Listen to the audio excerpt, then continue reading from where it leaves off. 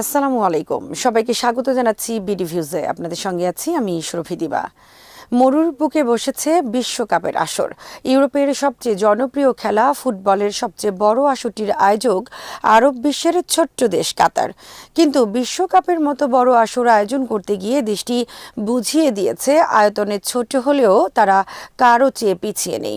সব কিছুতে যেমন মুন্সি আনার পরিচয় দিয়েছে কাতার, তেমনি পশ্চিমাদের অন্যায্য সব চাপকে উপেক্ষা করেছে শেখ তামিমের দেশ।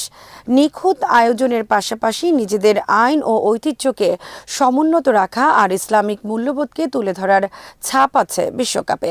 কাতারের বিশ্বকাপ আয়োজনের এসব দিক জানাবো আহমেদ বাইজিদের প্রতিবেদনে।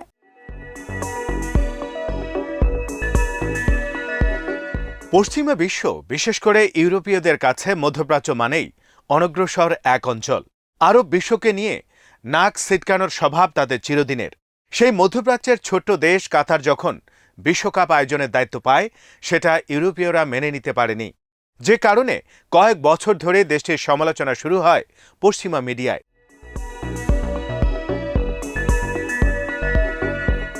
তবে কাতার সঠিক সময়ে সঠিক জবাবটি দিয়েছে। বাইরে শোরগোল না করেই মাঠেই গোল করেছে শেখ তামিমের দেশ। চমৎকার বিশ্বকাপ আয়োজন দিয়ে তারা সমালোচকদের মুখ বন্ধ করেছে।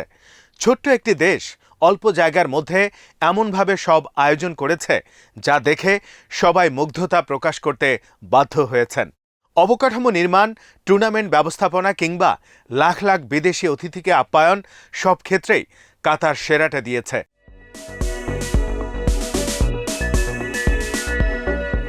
বিশ্বকাপ আয়োজনে কাতার সবচেয়ে বড় চমক দেখিয়েছে কূটনীতিতে।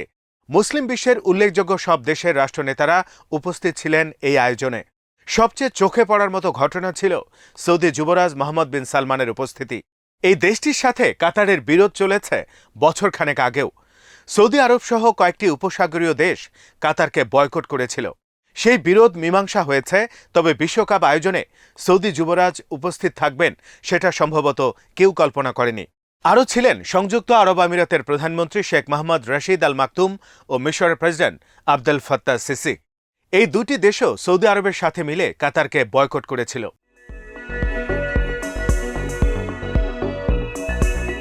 তুরস্কের সাথে কাতারের সম্পর্ক বরাবরই ভালো। সে হিসেবে তুর্কি প্রেসিডেন্ট রিসেপ তাইপ এরদোয়ানের উপস্থিতি প্রত্যাশিত ছিল। ইরানে 2 মাস ধরে চলা রাজনৈতিক অস্থিরতার কারণে দেশের প্রেসিডেন্ট আসতে না পারায় একজন মন্ত্রীকে পাঠিয়েছেন। উপস্থিত ছিলেন ফিলিস্তিন, আলজেরিয়া, সেনেগাল, লাইবেরিয়া, রুয়ান্ডার রাষ্ট্রনেতারা, জর্ডানের বাদশাহ, কুয়েতের ক্রাউন প্রিন্স, লেবাননের প্রধানমন্ত্রী, ভারত ও ইকুয়েডরের ভাইস প্রেসিডেন্টরাও উপস্থিত ছিলেন বিশ্বকাপের উদ্বোধনী অনুষ্ঠানে।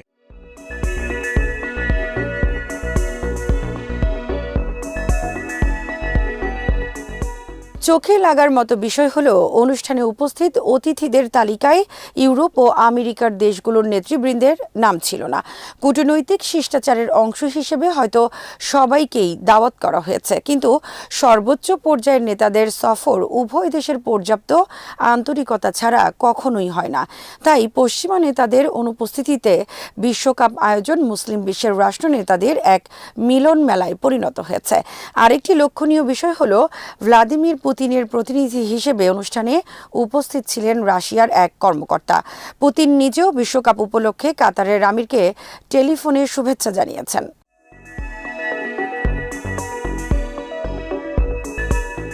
বিশ্ব রাজনীতিতে কাতার ছোট্ট দেশ হলেও অনেকদিন ধরেই গুরুত্বপূর্ণ জায়গা দখল করে আছে। পশ্চিমা দেশগুলোর সাথে সম্পর্ক রেখে চললেও দেশটি কখনো মুসলিম বিশ্বের স্বার্থের বাইরে যায়নি। বিশ্বকাপ আয়োজনেও নিজেদের সেই চিরচেনা চেহারাটা আরও একবার দেখিয়েছে দেশটি। ইসলামের বিভিন্ন দিকগুলো সারা বিশ্ব থেকে আসা দর্শকদের সামনে তুলে ধরতে কাতার এই আয়োজনকে বড় একটি উপলক্ষ বানিয়েছে। ইসলামিক মূল্যবোধকে তুলে ধরতে তারা চেষ্টার কমতি রাখেনি। অবকাঠামো থেকে শুরু করে আয়োজনের সব কিছুতেই এই চেষ্টার ছাপ ছিল।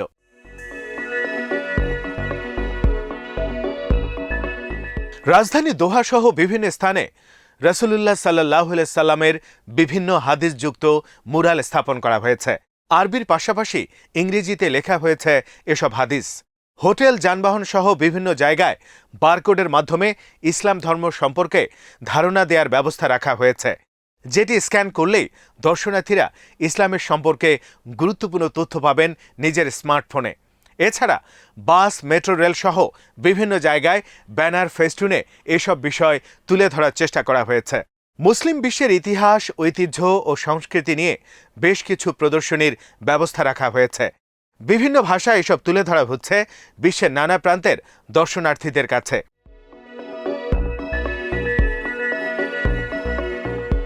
বিভিন্ন গুরুত্বপূর্ণ স্থানের মসজিদে সুমধুর কণ্ঠের মুয়াজ্জিন নিয়োগ দেওয়া হয়েছে। এছাড়া স্টেডিয়ামগুলোতে আজান প্রচারের জন্য বসানো হয়েছে আলাদা লাউড স্পিকার।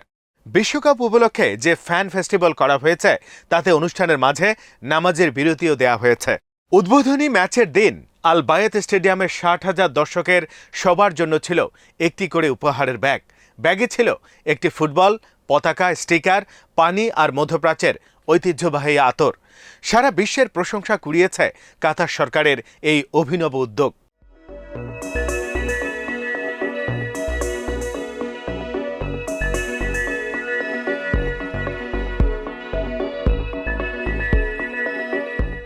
সবচেয়ে সুন্দর আয়োজনটি ছিল উদ্বোধনী অনুষ্ঠানে, যেখানে কোরআনের বাণী উচ্চারণের মাধ্যমে এত বড় অনুষ্ঠান শুরু করার পাশাপাশি বিশ্বের কাছে পৌঁছে দেওয়া হয়েছে এর মর্মকথা।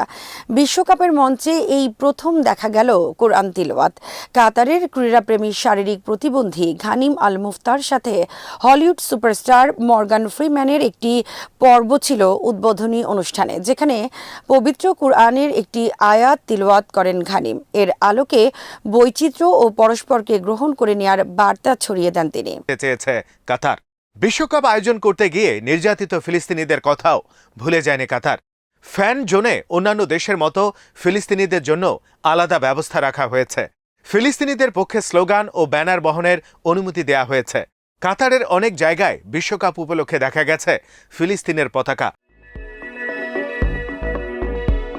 শাসক হওয়ার পরও তার কূটনৈতিক দক্ষতাও দেখেছে বিশ্ব। এই দুটোর সাথে তার ধার্মিক মানসিকতার মিশেল বিশ্বকাপকে করেছে নান্দনিক।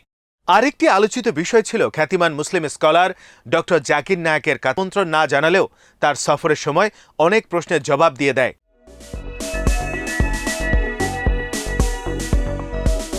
এমন একটি গুরুত্বপূর্ণ ইভেন্টের সময় তার কাতারে অবস্থান করা এবং দেশটিতে বেশ কিছু অনুষ্ঠানে বক্তব্য রাখার খবর দিয়েছেন দেশটির এক সাংবাদিক। জাকির নায়েকের কাতার সফর নিয়ে ভারতসহ কিছু দেশের মিডিয়া বিতর্ক তুললেও কাতার তার কোনো জবাব দেওয়ার প্রয়োজন মনে করেনি। তারা শুধু আয়োজনটাকে সুন্দর করতেই মনোনিবেশ করেছে। বিশ্বকাপ আয়োজনে এক জায়গায় কাতার কোনো ছাড় দেয়নি, তা হলো নিজস্ব সংস্কৃতি, ঐতিহ্য আর আইন। এসব বজায় রেখেও কিভাবে বিশ্বকাপের মতো বড় আয়োজন করা যায় তা কাতার চোখে আঙ্গুল দিয়ে দেখিয়েছে। পশ্চিমাদের কোনো অন্যায্য দাবির কাছে মাথা নত তো করেইনি, বরং তাদের বাধ্য করেছে কাতারের সংস্কৃতির প্রতি শ্রদ্ধাশীল হতে।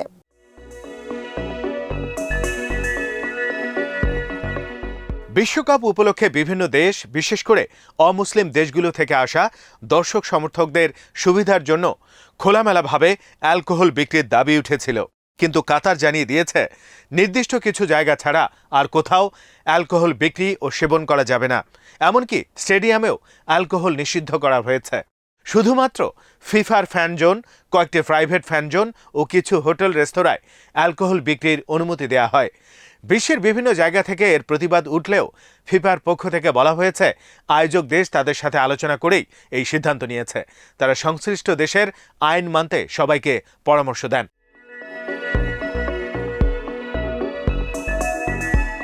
মুসলিম প্রধান দেশ কাতারে সমকামিতা নিষিদ্ধ। দেশটিতে এ ধরনের কর্মকাণ্ড কঠোর শাস্তিযোগ্য অপরাধ। অনেক পশ্চিমা দেশ সমকামিতাকে ব্যক্তি স্বাধীনতা হিসেবে আখ্যায়িত করে এর পক্ষে অবস্থান নেয়ার দাবি তুলেছিল। কিন্তু কাতার জানিয়ে দিয়েছে তাদের দেশ সমকামিতায় লিপ্ত হওয়া এবং এর পক্ষে কোনো ধরনের বক্তৃতা, বিবৃতি ও প্রচারণা বেআইনি বলে গণ্য হবে। সেই সাথে আইন ভঙ্গকারীদের কঠোর শাস্তির কথাও মনে করিয়ে দেয়া হয়। কাতারের এই ঘোষণায় ক্ষুব্ধ হয় জার্মানি, ইংল্যান্ড সহ 9টি ইউরোপীয় দেশের অধিনায়করা সমকামিতার সিম্বলযুক্ত আর্মব্যান্ড পরে খেলার সিদ্ধান্ত নিয়েছিলেন। পরে কাতারের আপত্তির পর ফিফা জানিয়ে দেয় এ ধরনের আর্মব্যান্ড পরার অনুমতি তারা দেবে না। বাধ্য হয়ে পিছু হটে ইউরোপীয় দেশগুলো।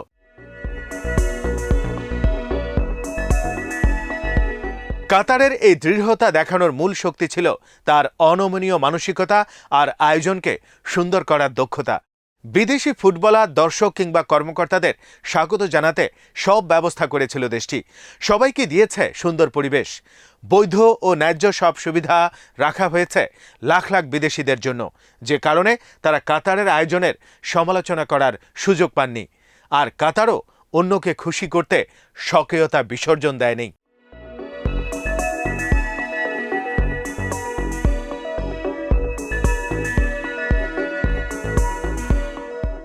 আজ এখানেই শেষ করছি। সবাই ভালো থাকুন, সুস্থ থাকুন আর দেখতে থাকুন বিডি ভিউজ। চ্যানেলটি ভালো লাগলে সাবস্ক্রাইব করুন, সংযুক্ত থাকুন আমাদের ফেসবুক পেজে। আল্লাহ হাফেজ।